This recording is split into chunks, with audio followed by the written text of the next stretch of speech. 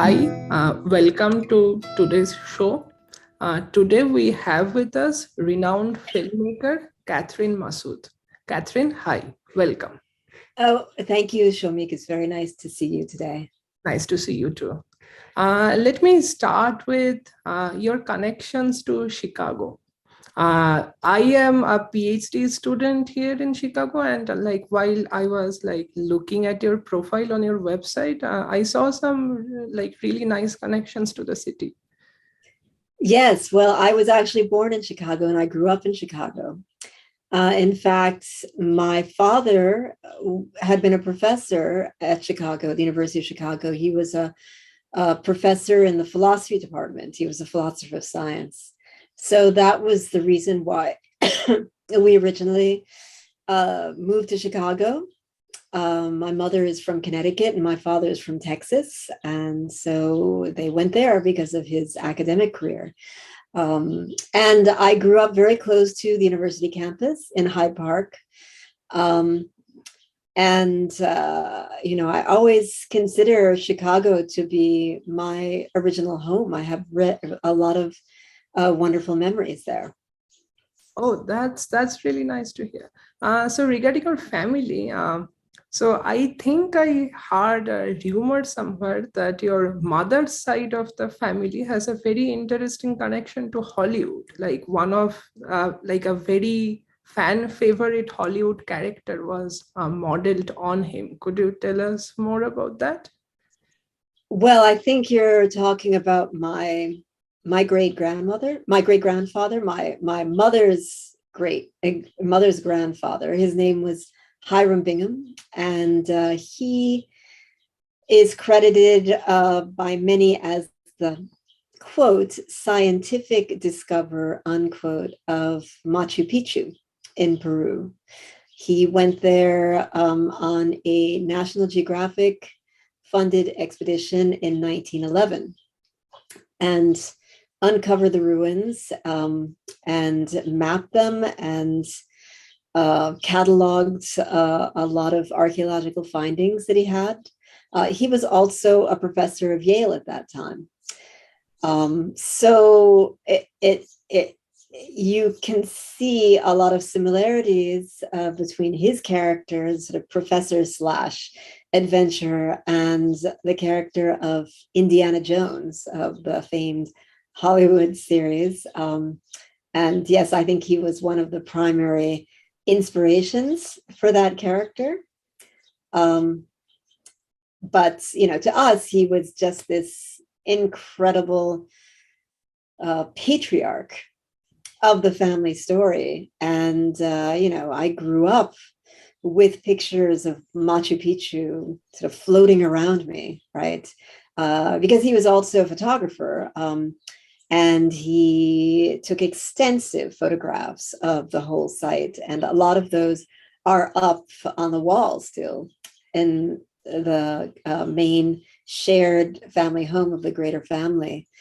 So we all, sort of were steeped in that legend, that legacy. And my grandfather also wrote a biography of his father, Hiram Bingham, as well, which I assisted him on in sort of the later phases of that work. So yes, that is a sort of strange connection to Hollywood, as it were. Yes. That's really cool. That's really cool. Yeah, that's quite a rich heritage. So you were mentioning while we were talking before this that your family also had some really deep connections with South, like a lot of historical figures that Bengalis hold dear. For example, Rabindranath Tagore. That was quite interesting. Yes, well, that was my grandfather, actually. And it's funny that I didn't know this when I originally went to Bangladesh just after college. But later on, he told me that when he had gone on a world tour just after completing law school, he was sort of working as a freelance journalist also and sending articles back to the United States as he traveled. He started in Europe. This is in the early 1930s. And then he went from there to South Asia. And he met Nehru and Gandhi.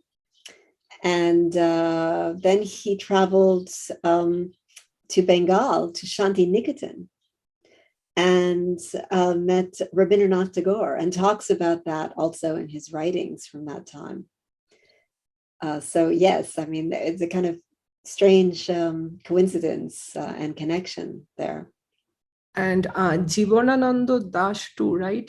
So you were mentioning how like you and Tareque, when like you guys were visiting Chicago, there was a professor here whom we were friends with, who was a scholar in Jivanananda Das's life, and that's cool. Yes, I mean, that was actually a connection that Tareque and I made. And, you know, Tareque came several times to Chicago because my mother was still living there for a long time after I had moved, you know, away for college and afterwards gone to Bangladesh. But we would come back and visit her in Chicago. And so we found out about Professor Clinton Seeley's work and were very excited to meet him. And so we reached out to him and met him. That first time we met him on the University of Chicago campus for dinner. And I think he was just completing his book at that time on Jivanananda Das, which he later gave us a copy of. And we, you know, continue to be in touch with him also over the years. So yes, I mean, that's another connection. And I should also mention another more sort of, again, family connection, which is that my grandfather's brother, Jonathan Bingham, was a congressman from New York for years. And he was a US congressman in 1971. When the war broke out in what was then East Pakistan.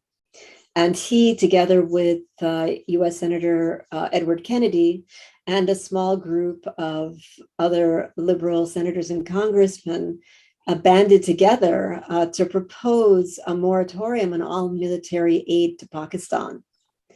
And in protest against, you know, the Nixon administration's support of the West Pakistan Army in their campaign of destruction in 1971.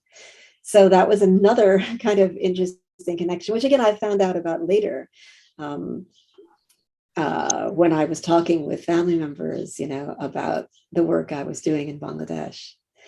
So yeah, there are a number of very interesting connections there. Hi, Srinjoy. We were just talking about Catherine's connections to both parts of Bengal. Okay, great. Hi, hello, ma'am. Hello, nice to meet you, Srinjoy. I'm sorry I'm not speaking in Bangla. But, no, it's absolutely fine. We have heard your Bangla in other interviews you've given. It's great, honestly. Yeah, but I have to say, অনেক দিন হলো আমি আমার বাংলাদেশে যাওয়া হয় না. Last time was 2018, so my Bangla is not strong as it usually is. But হয়তো মাঝে মাঝে আমরা একটু বাংলা কথা বলতে পারি, বা আপনারা যদি বাংলা বলতে চান সমস্যা নাই আমার জন্য. আপনি বাংলাদেশে কি করে গেলেন? How did you go to Bangladesh and meet Tareque? And tell us about this journey that you made from Chicago to this far part of the world, Bangladesh. Well, I should first say that there's another family connection to South Asia, and that actually sort of played a role, which is that, and this, of course, I knew about earlier, because I first went to India when I was 14 years old. And at that time, an uncle of mine was based in Kathmandu on a Fulbright scholarship. He was teaching there at the university. He's a geophysicist, and he was doing research also in Nepal. So we went, my brother and I and my mother went to visit him. And it was just an extraordinary experience, I would say, at that age. I mean, that's just a very transitional age when you start to have the capacity, I think, to be more sensitive to the wider world and to different cultures, and to kind of intellectually digest that experience. So, I was deeply impacted by that. That trip was about a month long, and we went. We were mainly in Delhi and sort of, surrounding areas first. We went to Agra also and saw the Taj Mahal. And then we were in Nepal, visiting my uncle, and went trekking in the mountains also with him. He was quite the mountaineer. So, that really left a deep impression on me. And I always wanted to go back to that part of the world. Now, during my college years, I studied at Brown University. I studied what's called development studies, which is an interdisciplinary major, with which bridges anthropology and sociology and economics and political science. And I was actually interested to do something like the Peace Corps, but not the Peace Corps. Actually, I had two uncles who had been in the Peace Corps. My uncle Doug, who was later back in Nepal on a Fulbright, originally had gone there through the Peace Corps in the early 1960s. And then I had another uncle who was in West Africa. But I had decided I didn't want to do the Peace Corps. It had become somewhat ossified by that point, and also politicized in a way. It had a tarnished reputation. So I wanted to do my own thing. And I also wanted to do some of my own research. I was thinking that I would go on and get a PhD, in development economics or something along those lines. So I wrote to a number of different contacts that I had through a student organization that I've been involved in called the Overseas Development Network. And I got responses from many different parts of the world. But the response I got from an NGO in Bangladesh was the most interesting, I thought. One of my professors said, you should probably consider doing an internship with them. I didn't speak any Bangla. I'd actually been studying Latin America, and I spoke Spanish. But sort of on a spur of the moment decision, I decided to go to Bangladesh. And that was also partly because of that earlier connection I'd had to South Asia through my uncle Doug. So that was how I first went. And that was in 1986. And that was literally just, the year I graduated from college. I didn't have any other job. I just went straight there a few months after graduation and started studying. I started studying Bengali before I went. In fact, there was another professor at UC who was I think the founder possibly of Bengali language studies at the UFC. And now his name is escaping me. Do either of you know? No, I don't think I remember. I do remember like reading about him at some point, but he's senior to Professor Seeley. And I mean, if we do a quick Google, we probably could find him. But anyway, he had actually put together a couple of books, with audio recordings to study Bangla. And so I remember studying that before I left. And of course, it really didn't do me much good. I really had to get there to start learning the language. And paradoxically, knowing French and Spanish helped, because they're all Indo-European languages. There are a lot of similarities in syntax and cognates that help you. English is not much of a help at all in that respect. So I would say I picked it up fairly quickly. I spent about a year doing my research and, working sort of freelance for different NGOs, interviewing a lot of people. But I started getting very interested in the arts scene in Bangladesh, which is very vibrant at this time. We're talking about, the mid-late 80s. And that was how actually I eventually met Tareque, through those various connections that I had made over the course of that first year. So by the time I met Tareque, I actually already spoke a lot of Bangla. আপনি কি professor ডিমকের কথা বলছিলেন? Yes, Edward Dimmock. Yes, exactly. That was it. Yes, I never met him personally, but his books helped me, learn some Bangla. 80s যখন বাংলাদেশ গেলেন, তখন তো just স্বাধীনতা পেয়েছে, 10 years হয়ে গেছে, তখন তো সেই পলিটিক্যালি খুব একটা চার্জড সময়। How did you like view Bangladeshi society or like Bangladeshi politics at that time, and how did that motivate your filmmaking? Like, for example, the first film that you made, I think Matir Moina, if I that's not the first film. I will actually go over that with you a little bit, but no, there were other films before that. I just wanted to ask you a question in that context. I think the first film where you probably collaborated in some measure with Tareque Masud was Adam Shurat, right? Where, yes. I think that's basically how you guys met. I've read Cholchitro Jibon, so that's where I picked these pieces of info from, essentially, I'll be honest. So I just wanted to understand from you, typically, how did you view the kind of icons that Bangladeshi society looked up to, and which is in fact a reflection of the society? Because both Bengals looked up to people like Zainul Abidin, SM Sultan, etc., who were kind of bordering on in the realms of the artistic and the spiritual, the mystic. Yes. How was your experience working with Tareque Masud on such a project, and what did you uncover about the Bangladeshi society? If you could just walk us through that, that would be great. Yeah, well, actually, I'll sort of combine the two questions because yes, it was politically a very volatile time when I arrived there. I didn't know what I was stepping into. It was actually during the time of General Ershad. It was a military regime, and the situation became increasingly repressive as I continued to stay there. And so I always asked a lot of questions wherever I went, and I was friends with some members of leftist political parties also.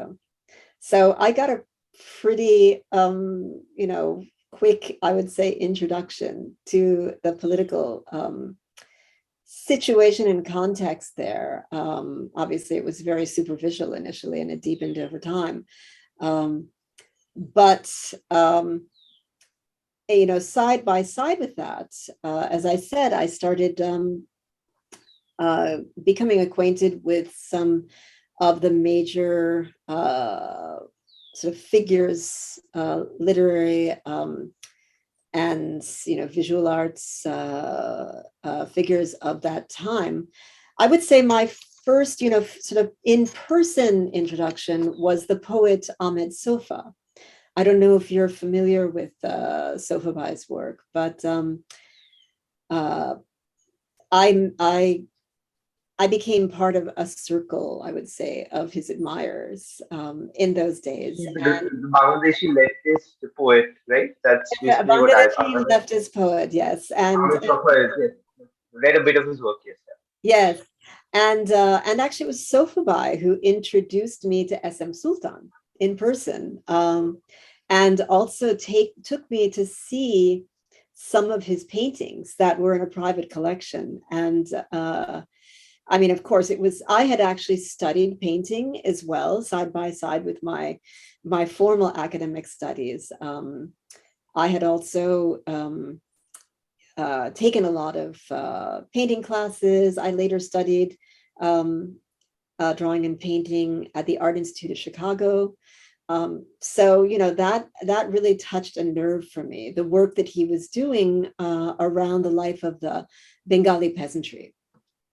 And of course, you cannot disassociate Sultan from also the mystical traditions of, Baul culture, and Baul sort of philosophy also, and Sultan's work. I mean, Sultan was very much kind of a salt of the earth sort of character who embedded himself. I mean, he was, of course, from a remote village in Joshua, in Norail, and then had sort of a stratospheric rise in the international art world after attending the Kolkata Art College. But then he even exhibited internationally in Europe and so on. And he'd suddenly made this decision to return back to what was then East Bengal, or East Pakistan, I should say. So, knowing that whole sort of legacy, and as I was becoming more familiar with kind of the influences and traditions behind his work, which, there are also strong Western influences as well. His portrayal of the human figure has a lot of roots in sort of Renaissance figurative painting. But I was just struck by the epic dimension. And sort of that was the connection, actually, through which I met Tareque Masud, through Ahmed Sofa and SM Sultan. And actually, Tareque at that time, I came to learn, was making a documentary on Sultan that he'd been working on. This was 1987. He'd been working on that for about 5 years and was sort of, stuck and trying to raise money to complete the film. It was very challenging at that time to be working as an independent filmmaker. I mean, we can talk about that more if you're interested, but I mean, I can't stress it enough, what it was like with limited access to equipment and, film stock, and funding, certainly.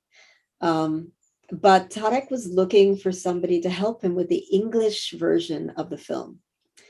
And his plan was actually to record an English narration with Alamgir Kabir, who, as you may know, was also a leading filmmaker of the 70s and 80s, and had become a kind of a leader of the independent film movement, himself having come from within the industry.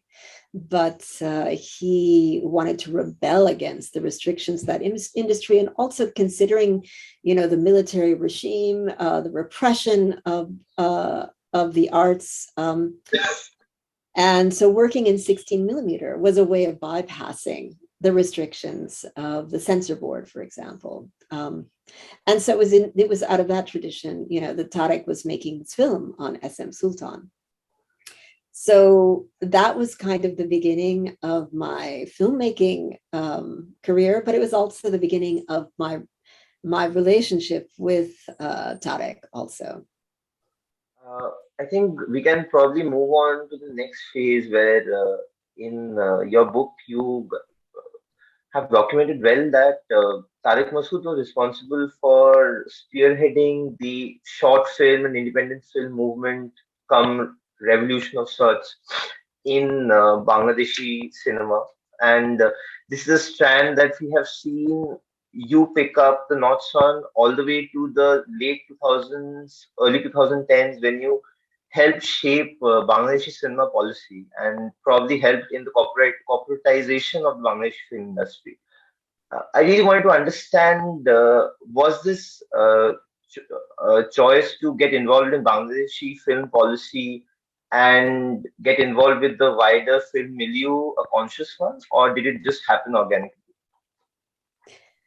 Well, I would say it came out of experience, right? I mean, going back to Adam Surat, I mean, it was really, it came out of our own struggle to make films in Bangladesh, and a gradual, I think, realization of the wider structural problems of the industry, right? That applied not just to independent filmmakers, but also to mainstream filmmakers as well, those structural issues. So before Tareque died, we actually started doing research on this. And even I made a presentation at a conference, probably around 2008 or 2009. And through the research that we did on that, we began to understand, for example, the ways in which India had actually rejuvenated the industry through, a series of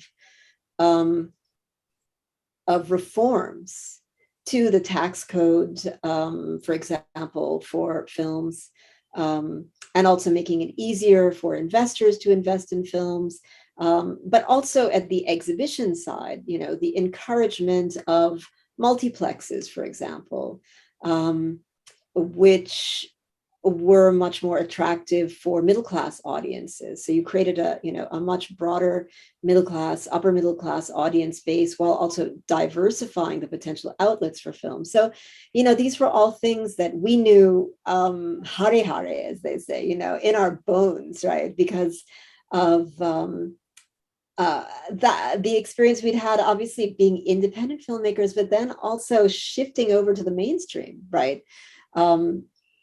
And we made a film, the first big film I would say that we made together was Muktir Gaan, which came out in 1995. And that was shot in Super 16, incorporated a lot of 35 millimeter archival footage in it. And so we made 35 millimeter prints.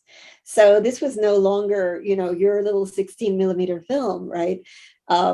It required more of an industrial distribution. And eventually we did run it in some cinema halls, but that made us very aware of the horrific condition of commercial exhibition equipment and projection facilities, and which destroy your print, within a few days. But then, Matir Moina was also in 35 millimeter. And so while we had this whole tradition of taking our films ourselves on the road and doing village screenings, with 16 millimeter and later in digital video, with projectors and fold out screens and generators and so on, we also had this experience of running our films in mainstream theaters. So it was out of that, and discussions. Tareque actually took a lot of interviews of cinema hall owners throughout the country. And it was part of the, a cinema hall Bachao Andalan, that he kind of spearheaded, that, we realized that we really need to be much more supportive of that side of the industry also. And again, a major part of that is this excessive tax that was over 100% on theater tickets.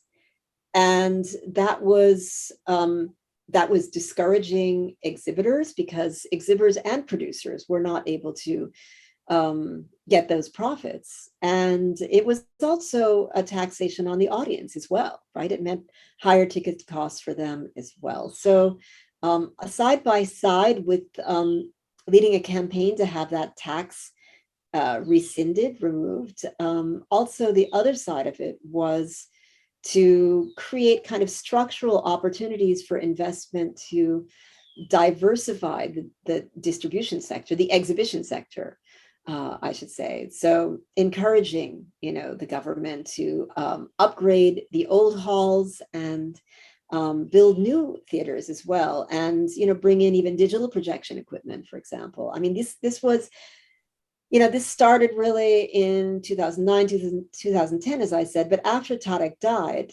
I pushed this further, actually, and I wrote a big article for the newspapers summarizing a lot of our ideas on this topic, gave a number of public appearances, and then brought together filmmakers from both Bikolpo Dhara, Chalachitro, but Bikolpo Dhara by that time was rapidly becoming Muldhara, but also from the industry, which was really in serious decline by that time. So your Bikolpo Dhara was on the rise and becoming Muldhara, and the Muldhara was becoming almost Bikolpo Dhara, but we were sharing the same set of problems. So it was a recognition that this was actually a common interest of ours to reform the industry, looking at these models, looking at India, even Pakistan and Nepal, were ahead of the situation compared to Bangladesh. So it was very important to make the public aware that there were these precedents. And in addition to that, I should add that we'd also have had the experience of trying to release Matir Moina in Kolkata. And again, coming up against this unspoken what should we call it, restriction, right, on a release of Bangladeshi films in Kolkata and Kolkata films in Bangladesh. And so we spoke out a lot about that in the press while we were in Kolkata, running that campaign. We ran across a lot of a resistance also from the producers and exhibitors associations there. They didn't want Bangladeshi films to release, but this was sort of, again, trying to make people aware of the wider shared interest in expanding exchange between the Adan Pradan, two Bengals sharing their cinema and broadening, the base of their audiences across the border. So that was also something that we were really pushing for in this new set of reforms, is to simplify that process and create a public interest, a sense of public interest in that happening. So anyway, I think we had some success. I think there were still many challenges. There continue to be many challenges, but I'm proud at least that we were able to get the tax rescinded, and also create much more interest in cross-border releases of films, and that was also at the government level. Reforms were instituted in that regards.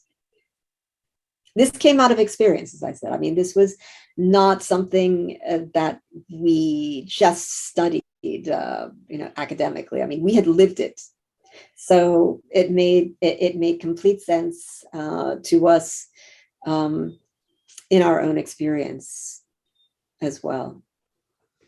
So one thing that I wanted to talk about was maybe your filmmaking style. For example, take us through like your vision, like in films like Matir Moina, or let's say Muktir Gaan. Like what sort of so for example, in Matir Moina, it seemed that you like had this metaphor, like you like looked at the daily lives of a family, and the broader metaphor, like that was Bangladesh. The family was Bangladesh in some sense. Mm-hmm. Yeah, just tell us a little bit about the vision and like what went behind like doing these films the way you did them. Well, I mean, every film has its own, genesis and creative vision attached to it that, often was dictated by the subject matter itself. But there were also certain influences, I would say. I mean, if you talk about Muktir Gaan, which is kind of a strange film in a way, because a lot of it was shot by somebody else, an American by the name of Lear Levin, who was never able to finish his own film. And we took that material and put it together with material that we collected from international archives. And our vision of that as a documentary was that it really should be much more fictional in its look and feel, rather than making it a talking heads documentary where we interviewed the troupe members and had them reminiscing, and then we would use this old footage from 1971 as B-roll. we always thought that, this should be an immersive film, an immersive experience. And so that kind of dictated the approach that we used, the artistic approach that we used, in terms of, for example, writing a narrative that was in the form of a diary, a first person witnessing diary of one of the cultural troupe members of his team of musicians that was touring throughout West Bengal and the liberated areas of East Pakistan at that time in 1971. So we wanted to make the audience feel that they were there because the footage was in color, there was sync sound. It was very musical also, which is, very immersive as well in that experience. And so we re-recorded a lot of those songs because a lot of the original recordings were not there, or they were only partially there. So, here you had a documentary which actually looked like a fiction. On the other hand, when you talk about Matir Moina, right? So this is an autobiographical film that is based on Tareque's own childhood experience of being put in a madrasa by his sort of born-again Muslim father in those critical years before independence in 1971.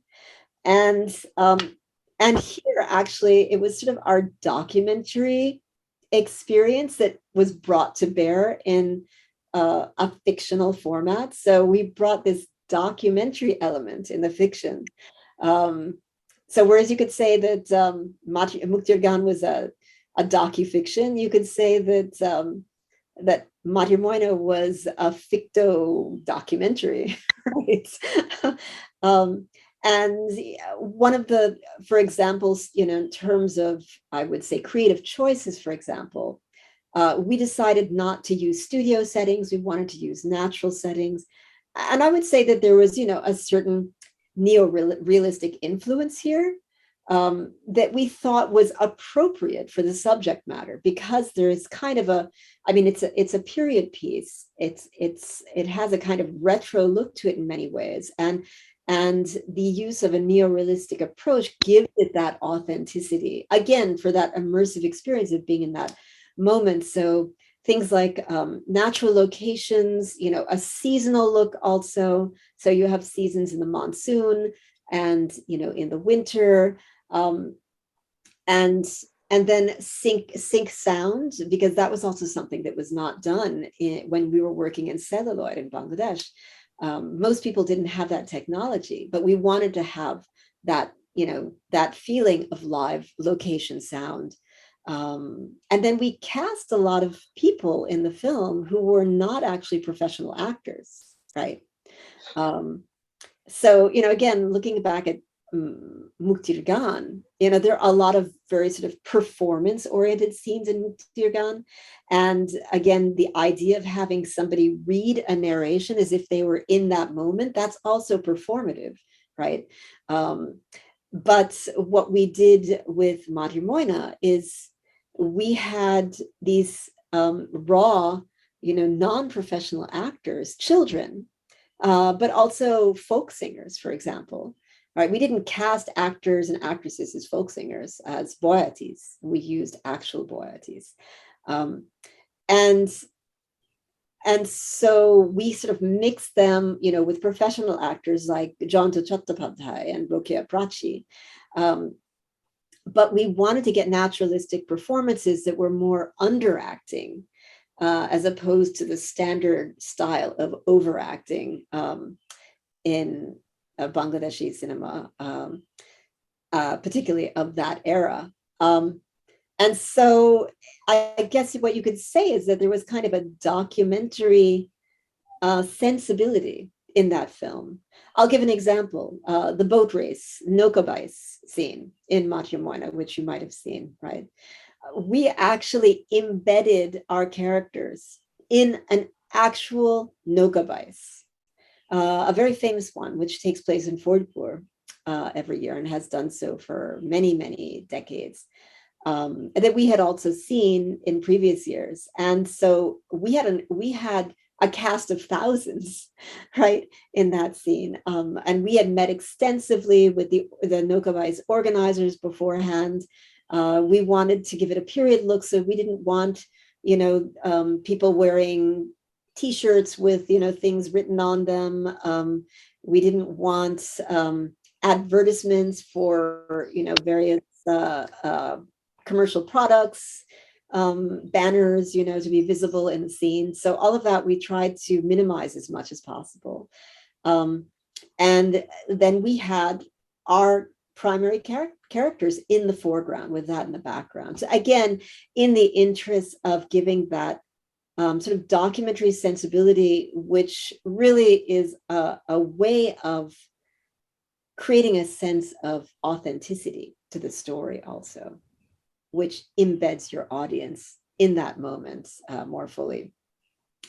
So, that's in a nutshell, a way of looking at the way in which we sort of mixed genres when we were working. And there are other films that we made which had a more sort of traditional talking heads documentary approach on the one hand. And there were fiction films that we made as well that I would say we always stayed true to that idea of working with non-professionals.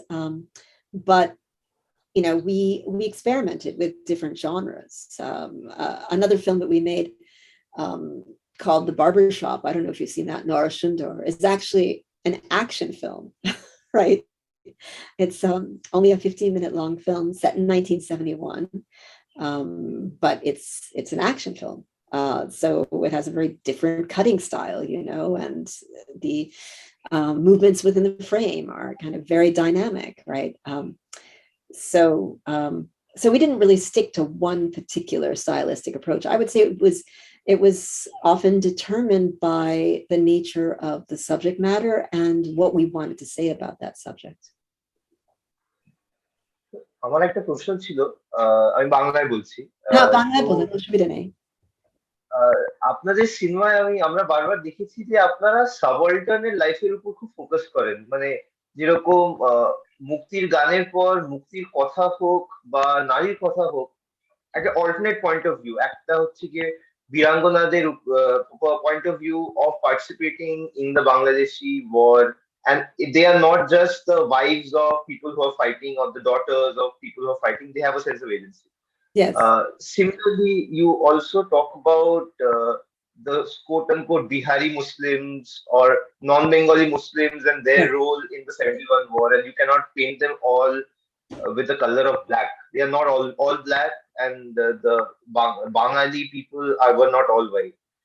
And I think the ultimate example of this is Matir Moina, where Rukia Prachi's character seems like this very submissive wife, যে শেষ অবধি হাজবেন্ডের কথা শুনতেই থাকে, but লাস্টে revolt করে, which is a perfect example of feminism. So আপনাদের এই সাবঅল্টার্নদের গল্পগুলো কেন টানে? এটা খুব instinctive, or is this very a conscious choice that you want to take this alternate point of view? I would say it's both. Okay. I mean, there are different reasons. Like if you mentioned Muktir Kotha and Matir Kotha. So I would say that came out of kind of more of a dynamic, or even you might call it dialectical process of engagement as artists with the society. Because when we made Muktir Gaan, we initially had a very limited release in the cities. We only had 35mm prints after all, but we were getting requests from all over the country to show the film. And so we actually ended up taking the film on the road, and we showed it that way for 3 years through mobile projection teams. And we often were there ourselves. So we went to many of the Mofashol towns around the country, but we also had many open air screenings in villages, in remote villages. And what happened as we went through that process is we began to see that film differently, right? Okay, when we made the film, we were thinking, oh my God, this is such an unseen way of looking at 1971. Look at the women. And it's true. I mean, look at the women, the troop members. They are traveling, they're unmarried, they're traveling with, men who are also unmarried. and they're of different social classes, they're of different religions, but the women are very active and, strong figures, dynamic figures in the film. So we thought, wow, that's a different portrayal. But then when we took the film out to these remote areas, village people particularly, would look at it and say, that's not our experience. That's a much more sort of middle class. They wouldn't put it that way. It is shohorlok shebabe, but shida amadero bikodanai. This is not us. We didn't have to go for an interview to get permission to fight, right? 아무튼 준도 kursi amnemni babe, right? Or shongram kursi, tara shongram kotha bolto. So we started documenting these reactions, because we felt like this is a way of talking about the war that steps outside the bounds of that, what we came to see as a limited perspective of, sort of urban Bengali elites, right? And sort of more of a leadership view. Yes, it's true. The cultural squad was not the leadership, right? But they did represent a certain kind of, class and cultural perspective that wasn't as broadly inclusive as what we were seeing out in the village. And as we started showing the film in villages, we began to understand that there was an oral history out there of the war that was not in any book, right? These people, our audiences, were the repository of that history, and of course, they were poor. They were women, village women, and they were non-Bengalis. They belonged to the tribal communities. And as we were documenting them, I mean, first of all, there was the reaction that was prompted by Muktir Gaan, but then that prompted their own stories. And so Muktir Kotha is a kind of a subaltern view in that sense of Muktijutto. I remember after we completed the film, and it was pretty soon after, there was some kind of quasi-academic, conference on Muktijutto, and some of the speakers there were saying, Sharon Manush Tarat Kindu Tik Moto Boltovaran Gucci Boltovarana, Tade, 1971, Tade Kihutse. So, this is why it's very important that we portray this history on their behalf. And then Muktir Kotha was shown, I think, after that conference. And, it was like a shock to some of these intellectuals that how is it that we thought they couldn't talk about their own stories, right? And in fact, Gucci cultivable to pare, right?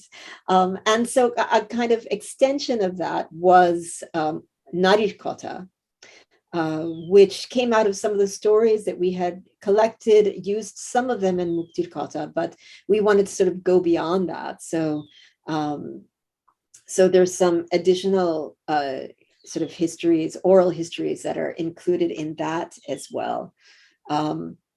And I think, we were transformed as filmmakers through that experience, having gone through that. And, once we began questioning those sort of normative perspectives on this national origin story and identity story, we kept on going with that. So that's why you mentioned also the Biharis and the kind of the stereotypical perceptions of the Biharis as collaborators of the Pakistanis in 1971. We wanted to kind of upend that, right? Because we knew that was, maybe there were some sections of the Bihari community, being Urdu speaking, who allied themselves with the West Pakistanis, but there was a huge proportion of the population that didn't. And they were being punished for decades afterwards, right, as a community. So this was sort of part of a wider push, to enable them to get citizenship, for example, and not be segregated in these camps as stranded, Pakistanis, as they had been called before. So that was why we made Nora Shundur. And we would have continued doing that. We had other projects in mind that would have taken us also further afield. But I think there was, in that sense, a kind of a visceral, kind of emotional reaction that kind of led us in this direction. But there was also an intellectual recognition that these things needed to be done, and film was a part of broadening those conversations, about what we consider to be a more inclusive national identity, a more egalitarian, community of people, without othering somebody because of their religion or their gender or their class, right? So yeah, I mean, those are sort of my thoughts on that. I don't know if I answered completely your question. Yes, absolutely. Shomik? I wanted to know more about the Bangladeshi Film Society movement, to take a detour from, like, let's say, filmmaking, and like maybe looking at এই প্রাতিষ্ঠানিক কিছু জিনিসপত্র, যেমন film society movement, বা ধরুন কলকাতার যে film society movement ছিল সেটা বাংলাদেশকে কিভাবে প্রভাব ফেলেছিল। তারপর আর ঢাকায় আপনারা মনে হয় 80s একটা শর্ট ফিল্ম ফেস্টিভ্যাল শুরু করেন, সেটা নিয়ে যদি বলতেন। সেটা প্রতি 2 বছরে হয় দেখলাম, তো সেই সেই ট্র্যাজেক্টরিটা। Yes, well, I mean, let me start by saying that, I was not there for many of the formative years of the Bangladesh Film Society movement. But I would say it's more through my conversations and my associations that I have some sense of that history. But, there are definitely other people who'd be able to speak on it much better than me. What I can say is that Tareque was part of a new generation, really that first wave of filmmakers, practitioners who came out of the Film Society movement. And the Film Society movement in Bangladesh had, sort of long-standing roots that had been influenced definitely by, the Kolkata Film Society movement, right? And the, Shotyajit Ray and his generation of Film Society activists. And Tareque had come up through that tradition. A lot of those, of his cohort had that orientation, which was much more theoretical. Obviously, it was really about looking at films and discussing films and writing films, and there was a whole little mag culture around that as well. And I should mention Mohammed Khosru, for example. Khosru Bhai was one of the major figures of that movement who cultivated that, this new generation. And so they were very cine literate, I would say, because they had been exposed through the film societies to so many great classics of cinema, as well as more, contemporary, but sort of bikolpo, Dhara films. They made their way through various channels to Dhaka. It was pretty much Dhaka Kendrick, I would say, at that point. Although later on there were smaller film societies in Chittagong and other sort of mofficial towns around the country. But what happened actually in the early 80s, and this was, in large measure, the influence of Alamgir Kubir, is that there was a subgroup that grew out of the Film Society movement that wanted to be practitioners. And part of this, was political, to be freed up from the restrictions of the censor board at a time of military rule. But it was also, I would say, aesthetic in the sense that 16 millimeter was a lot more flexible as a format to work in. and smaller cameras, and you could go out into the field with these cameras if you wanted to. So this was something that was a very dynamic phase. And Alamgir Kabir actually, he ran a 3-month-long course from the early 80s that a number of these new young filmmakers went through. That was like an all-inclusive course in filmmaking, right? Lensing and editing, different types of cameras, and just giving these filmmakers or these aspiring filmmakers a sense that yes, you can do it, you can do this, it is within your capability, at working in 60 millimeter at a lower cost also, to make films. And so Tareque was in that first course, and a number of other filmmakers, Shami Makhtar, Mishuk Munir himself was in that class, Moshul Islam and others benefited from this leadership of Alamgir Kabir Bhai. And then Kabir Bhai's thought was the next phase is, okay, we should actually, already a number of filmmakers had started making films. Moshul Islam had finished his film Agami, which won an award also in India, I believe, and was, I think, the first sort of major film that was completed. Tanvir Mukamel had also made a short film around the same time, and Tareque had started his film on SM Sultan. Of course, it took a lot longer to finish, and so Kabir Bhai thought that, now what we should do is we should really build up our audience and also, really inspire this new generation by starting a film festival. So Tareque was a secretary of that festival, and Kabir Bhai was the chairman. And the first edition of it took place in 1988 in December. And actually, I was there at that festival. I actually brought a collection of Robert Flaherty's documentaries from the United States, including Nanook of the North and Louisiana Story. I'd been in touch with Flaherty's daughter here to get permission to show these films in Bangladesh.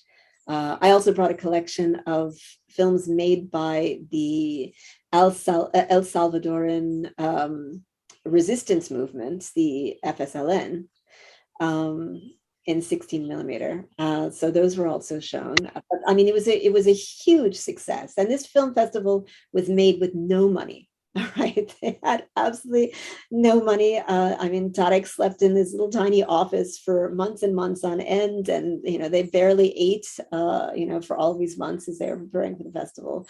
But then once the festival was opened at a venue that had become kind of a traditional venue for premiering films of the independent filmmakers, and I should mention that the independent filmmakers had created a platform which was established in the mid-1980s called the Short Film Forum.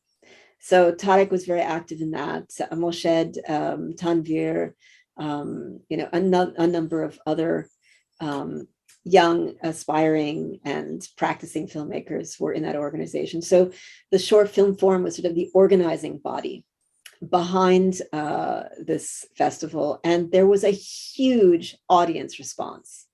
I mean, I remember personally, I had brought a silent print of Nanook of the North. I don't know if you've seen that film, but Flaherty made this film in the 1920s about an Eskimo community in northern Canada. And it was kind of a groundbreaking film. I mean, it's still a classic. In fact, I teach it to my students these days at the University of Connecticut, but sort of an ethnographic documentary in a way. But he was also having these actual Eskimos perform their roles in a sense. But in any case, the audience was just ecstatic about this, this film. And it was shown again and again and again, a silent film, right? I mean, originally the plan was only to show it maybe twice at the festival, but it ended up being shown again and again and again because there was so much audience interest. And, these were families, students, people came from, surrounding cities also. And the lines were just, around the block. It was just a massive. And so that was a huge boost to the movement, I would say, that festival.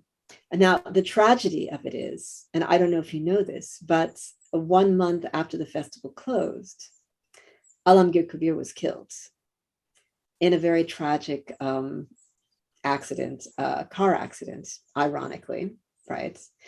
And Tareque and I were supposed to have been in that car with Kabir Bhai. Kabir Bhai was going with a young filmmaker who wanted to premiere his short film in Bogra in the north. And on the way back, they had stopped at a ferry at the terminal to wait for the ferry to come, and a truck went out of control and pushed Kabir Bhai's car into the river. And Moshed Islam was with them, his wife Munni. They both survived. Moshed had been getting the tickets. Munni was in the back seat and somehow swam to the surface. But Kabir Bhai and his girlfriend were killed. And that was a huge blow to the movement. At the same time, there was just this moment of, how are we going to continue? Our leader is gone. And it's at moments like this when you have to rise to the occasion or you fall forever. So you have to kind of step into that position of leadership. And I think that's what happened to many of those young filmmakers. Kabir Bhai is no longer with us, but he was showing us the way, and they went forward. I just would love it if you can describe your experience at Cannes. So, Matir Moina went to several places, most notably Cannes, and won the critics' best film award there. So, this story about how you guys got to know about winning the award is no less than a movie plot itself. So, if you could share it with our viewers, then it would be amazing. And I know the story through Chalachitra Jatras. Yes. Well, first of all, I mean, we never thought we would ever go to Cannes. Okay. I know there's some filmmakers out there who their goal in life is to go to Cannes. I mean, we never imagined it would happen. Right. I mean, we had been thinking about this film based on Tareque's childhood for many years. I think probably since Muktir Gaan days, because Tareque had told me about his family story, and, we talked about how that we might make that into a film. And it just seemed like a bizarre series of coincidences and good luck that eventually led us there. But there was no plan, right? There was no plan. I mean, we did hear about there was this opportunity to compete in the South Fund competition, which ran out of France. And so we applied through the French embassy in Dhaka, or the French Alliance Française. Somehow, the treatment that we put together attracted the attention of a major distributor in France, MK2. And we won the South Fund Award to make the film. But it was not even on our radar that, that was a possibility before that time. So, and then I remember this conversation we were having as we were completing the film in Paris that time with one of our friends at MK2. And she said something about, and then, we hope that you finish this film, we can submit it to Cannes for consideration. And Tareque and I sort of turned to each other. Tareque didn't know any French. I understood what they were saying. And I said, I think she said Cannes, but I'm not sure. Like, really? How can that be? And so, that's just to give you a sense. I mean, you have to understand, our orientation as filmmakers had been completely different up to this point. right? We were making films for a Bengali audience. We were taking our films ourselves out into remote parts of the country to show them, to villagers. I mean, that was our experience of making films, with nickel and dime budgets and do-it-yourself distribution. And this was very unexpected that this story would get any international attention. So things just became more and more bizarre, right? Because then, the film was accepted, and we were to be the opening film at the director's fortnight, and it was all very exciting. But simultaneously, right, September 11th had happened as we were completing the film. The US had gone to war in Afghanistan. There had been a new election shortly thereafter in Bangladesh, a much more conservative, more Islamist government and coalition with the Islamist parties had come to power. And suddenly, suddenly it was a very uncertain situation, I'll say. I mean, we submitted the film to the censor board just before going to Cannes. We had every reason to believe it was going to be passed. In fact, they gave us back our print, which they only do in a case where, it's not going to be censored. While we were in Cannes, we found out the film had been banned, completely banned. I guess some filmmakers would be overjoyed at this, but it was quite a shock to us. Now, you have to understand also the contemporary situation for Bangladeshi filmmakers, certainly. I mean, India had caught on earlier, like how to play Cannes, how to do Cannes. We got to Cannes having absolutely no idea what to do there. Luckily we had French co-producers who kind of managed our interaction with international media there, and we're there sort of orchestrating the premiere and everything. But as far as how to sort of how to interact with the festival, the wider festival, we didn't understand that, how to kind of do the deal making and things that everybody does at Cannes. Not to mention the fact that there was no Bangladeshi presence there before. There was no precedent. Last year there was a Bangladeshi film that premiered there in En Certain Regard, and there was a huge amount of media attention in Bangladesh, and there were media representatives in Cannes also, to cover that. There was nothing for us from Bangladesh. It was all sort of do it ourselves, right? So we had to kind of handle this situation. It all sounds very exciting and glamorous, right? But it was actually pretty intimidating. Particularly, it was a very delicate situation because the film was banned in Bangladesh and it was being, premiered at Cannes. And I remember there was this one interview that the BBC did, very aggressive interview with a BBC correspondent there, where he actually had quoted the information minister in Bangladesh, saying something about the film, and so what do you think, Mr. Masud, about that? What do you have to say, right? And we had to play it very carefully because we didn't want to antagonize the government.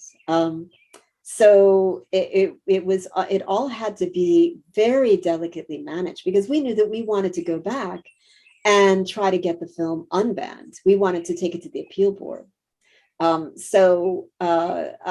to say, we got very little sleep there while we were in Cannes, but it was an amazing experience. And in that kind of situation where you're representing Bangladesh, and Bangladesh has never had any presence there before, in terms of the selection, we were representing a country, not just a film.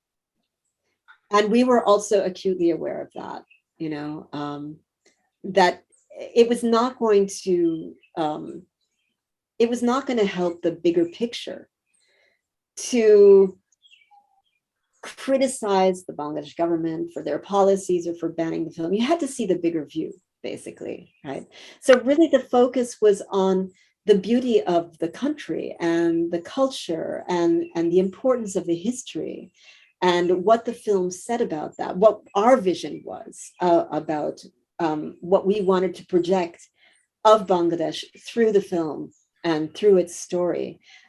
That was really what we tried to highlight, the inherent tolerance, right, and diversity, inclusiveness of popular rural culture, the mystical tradition, the syncretic religion that brought together strands of Hinduism and Islam and Buddhism, as expressed, through the music of the film, and the various sort of philosophical strains of bowel thought that run through the dialogues of certain characters.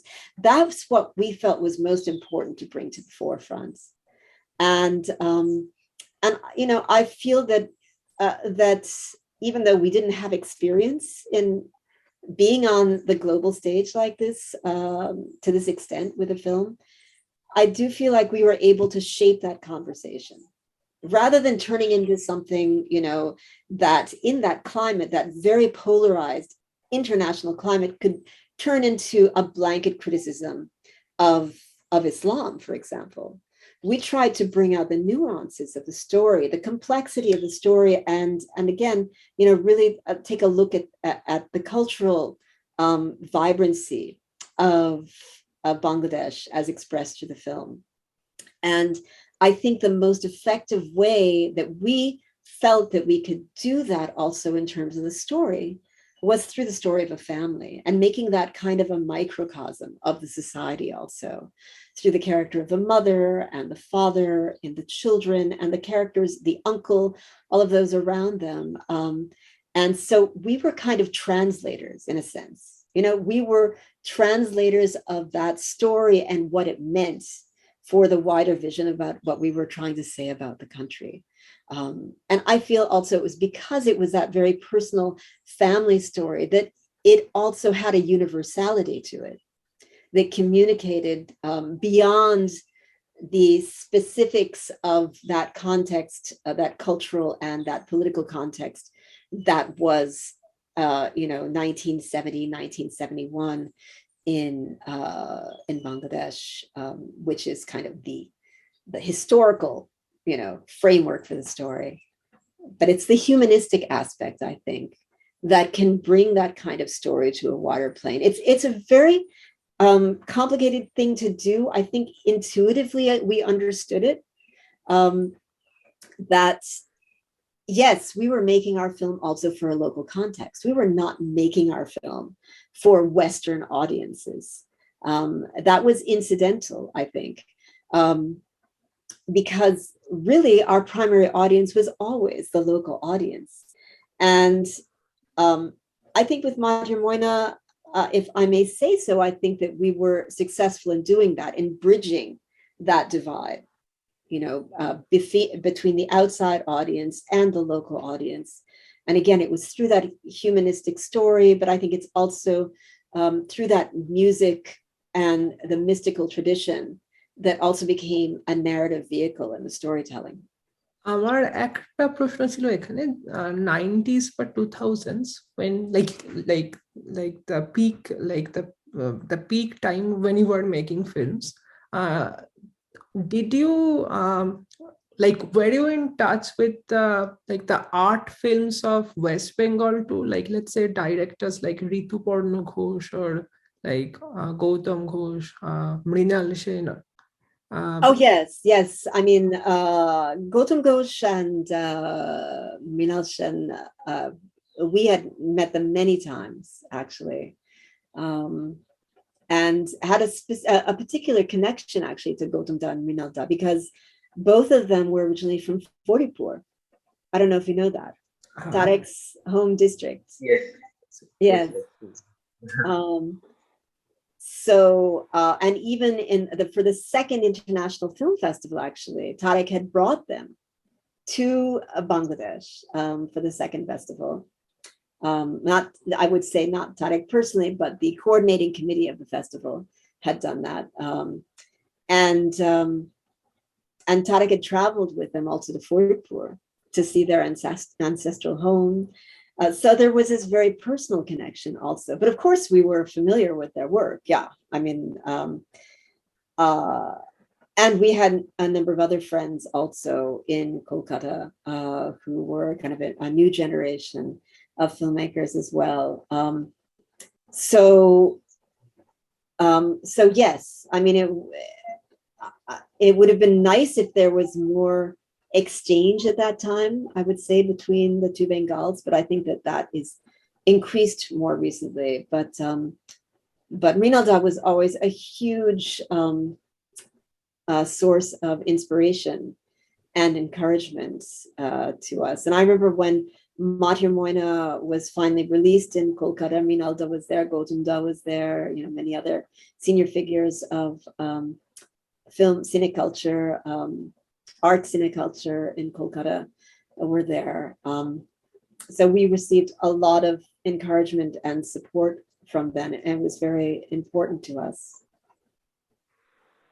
Let me move to the things that like you do now. For example, let's say like in your like website, it's mentioned that you are doing a project called a double life. That's based on that's based on your like a family member of yours. If you could elaborate. Yes. So, well, I can say, ironically, that film is called A Double Life. And sometimes when I think about my own life, I'm also living double life because I have this whole history behind me. And now I've kind of, because of circumstance, really, I've moved outside of that. And I've taken up different subject matters for my work than I had previously. But a lot of, my thinking about it is informed by the experience that I had in all of those years living and working in Bangladesh. But this film, A Double Life, is a rather ambitious feature-length documentary. It's about a story that I grew up hearing about, but didn't really have that much knowledge about, which is that my uncle was a civil rights lawyer in the late 1960s and early 70s, who was accused of smuggling a gun to a Black Panther leader who was imprisoned at that time, the leader of the prisoners' rights movement, named George Jackson out in California. And my uncle had been working with him in a case and was the last person to see him before George Jackson allegedly tried to break out of the prison with a gun. And my uncle was accused of having smuggled the gun to him. And he went underground for 13 years. And this happened when I was just, 8 years old. And I grew up hearing about this missing uncle. And we were told never to mention his name on the phone because our phone lines were tapped by the FBI. And the FBI would come to interview my mother periodically to know if she'd had any word of him. But he had just disappeared completely. We had no idea what had happened to him. It later turned out that he was in France and had taken on an assumed name that had been given to him by members of the draft resistance. That was during the time of the Vietnam War. So they had a whole method of actually giving you a new identity and new papers and everything. And he ended up in Paris. He was a lawyer by training, but he ended up under his new identity studying film in Paris. He went to film school and making documentaries there. So, so this film is really my journey to understand this story, and also, how it connects to the wider social and political movements of that time, obviously, but also how it reflects on our contemporary times as well. So I've been working on it for several years. I filmed in France twice, and I've been out to California. I filmed also widely on the East Coast. It's got a massive canvas to it. So I'm hoping I'll be finished next year. Let's see. So that's one project that I've been doing. But I've also I'm associated with the Human Rights Institute now at the University of Connecticut. I'm a joint appointee in film and human rights there. And so I've also been engaged in a number of projects through the Human Rights Institute. I'm working on a film right now on the human rights scholar, Polish human rights scholar, Wiktor Osieciński. It's a shorter film. And it's sort of a tribute film to his life and work as both a scholar and a human rights activist. So that will be done in the fall. So, there are various ways in which I'm sort of continuing my film work, but I've also assumed a different identity as an academic, right?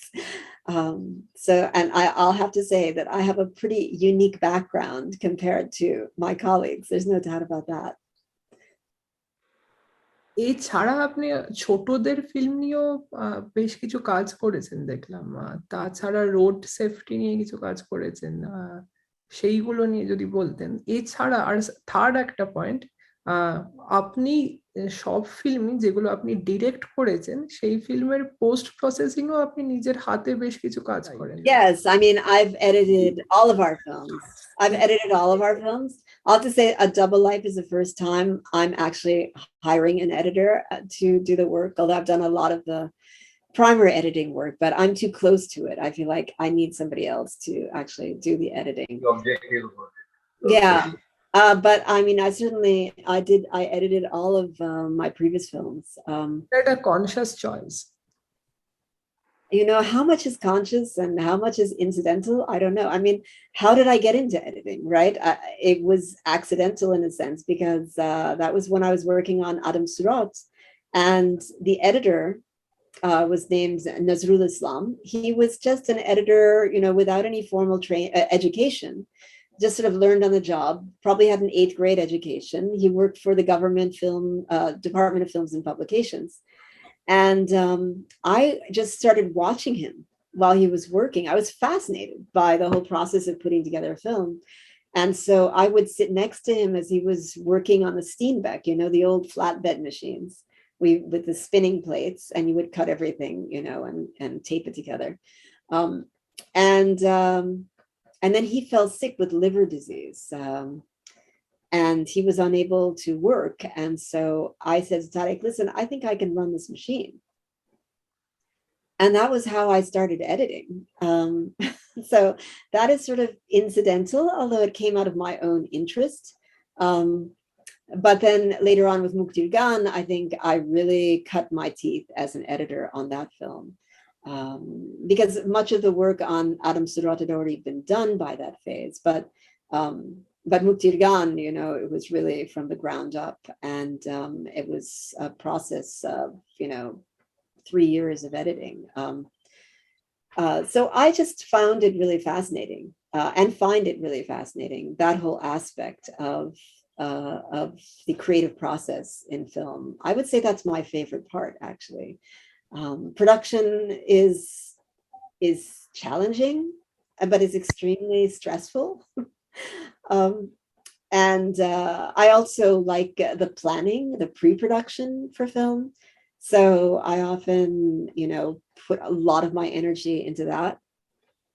But editing is what I'm really most drawn to.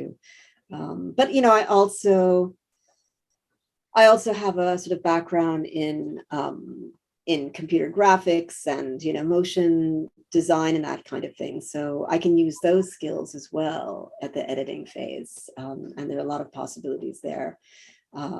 Now, one of the things I'm developing as part of my work at the university is training students to work with archival materials, right? So I've developed some courses on what I call archival storytelling, right? Human rights archives, particularly working with human rights archives collections and creating visual storytelling documents, which are basically documentaries.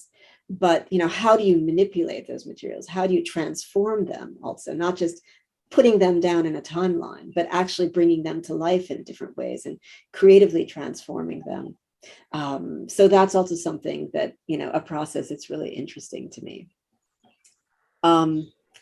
That was one part of your question, but there was another part you were talking about films on children. Yeah. Yes. I mean, that was also a certain phase of work that we did that came originally out of our work with UNICEF, because we did do a number of films with different UN agencies as well on the side. And so we started working with working children who had formerly been employed in the garment sector and had lost their jobs due to a bill that was introduced in the US Congress called the Harkin Bill in the mid 1990s. And these children, tens of thousands of them, overnight lost their jobs in the factories. And so we started following them as part of this UNICEF project. And that sort of turned into a much larger project actually later on. So independently, we made a longer film called A Kind of Childhood, where we followed these children, some of them who'd been originally employed in the factories for 6 or 7 years. And eventually they got involved in much more dangerous forms of hazardous labor, like in the public transport sector. And so it was kind of this arc of life of a child, and how street children survive and become the caretakers of their parents. There's this knee-jerk reaction in the West to the specter of child labor as, oh my God, children, they shouldn't be working. But actually, there's a much more nuanced perspective. And we preferred to have children just tell that story themselves, right? Let them speak for themselves. And again, that comes out of our background with oral history and Muktir Kotha and so on. So we just extended it out to children. And the children films, you see, I mean, it's all kind of interconnected, because those children that we worked with in those series of films also led us to the characters that we would later cast in Matir Moina. Because the two main characters, child characters, boy characters, were Anu and Rokon, and they were both actually working children, right? From a working class background. So, there was sort of this chain. It was not unconnected between one film and one set of characters and the next. শেষ একটা প্রশ্ন করি, বাংলার film নিয়ে pessimism প্রচুর দেখেছি, যেমন many people say that like the films that are coming, like the films that are being created now, they somehow lack that vitality which that golden period of Bengali films had in the 70s. And like, what do you think about that, and how do you see the Bengali films that are being created now on both sides of Bengal, let's say? Yeah, I mean, I haven't seen a lot of recent films that have been particularly from West Bengal. I would love to see more. So it's hard for me to comment in that respect. I mean, there is always this tendency to say, the golden era is past, but you can have multiple waves of golden eras, right? And they can come back again.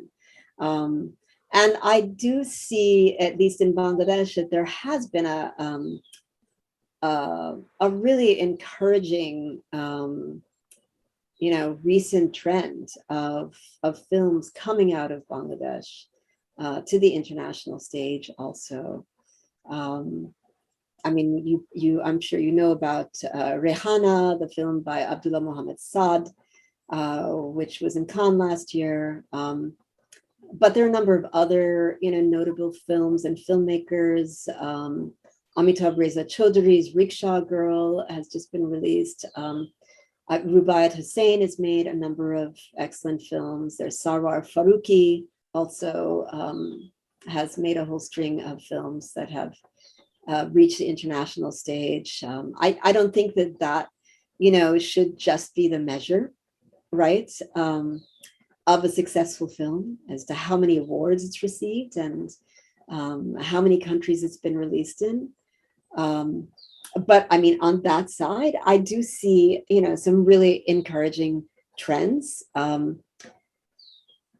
what I would say, and this comes out of my own experience, is that maybe it's becoming too professionalized, right? And too self-conscious, where you want to take your films, how you want to package them. They're becoming more prefabricated and slickly marketed. But, maybe we're missing something here, right? Maybe we're missing that more grassroots experience as well, which I feel very privileged to have had that experience of being there on the ground with your film and taking it out to the countryside and out to the people, and not just thinking about getting those international awards, getting that international recognition, but how about the recognition of your own people. And I know personally from my own experience that was, I think, one of the most important phases of my awakening as an artist, is to actually engage, really in an ongoing dialogue with a much broader audience, at the grassroots particularly. And I know grassroots is a term that gets overused. So I'm a little wary of that as well. But just to think outside the box, I guess, is what I'm saying, right? And, this is something that we often did, is that we were forced into a situation where we didn't have a choice also, because the industry didn't want to take our films, or the government wanted to ban our films. So then you think, okay, what do I do instead? How do I take my films out? Which is what we did with Runway as well in 2010, right? Is that, why don't you just forget about all of that, glory and red carpet, and just be with your film, live with your film, and experience, hands-on what it's like to show your films to audience and to engage with them. And, I think the digital era puts a screen up between us and those kinds of experiences also. I think it's tremendous what is done now with digital streaming, and people can watch your films on their phones and so on, but you're also missing something there if you're not part of that tradition. And India has a very strong, tradition, like John Abraham, for example, taking his films out on the road, Anand Patwardhan, So I guess that's what I would say, more broadly speaking, to today's filmmakers, is don't forget, your true audience, your local audience. If you're really telling the story of your culture and your societal context, then also engage with that society in an ongoing dialogue as an artist through your films. Catherine, thanks so much. শেষ করছি আমরা। খুব ভালো লাগলো কথা বলে। খুব ভালো লাগলো, অনেক ধন্যবাদ আপনাদেরকে, and thank you for inviting me.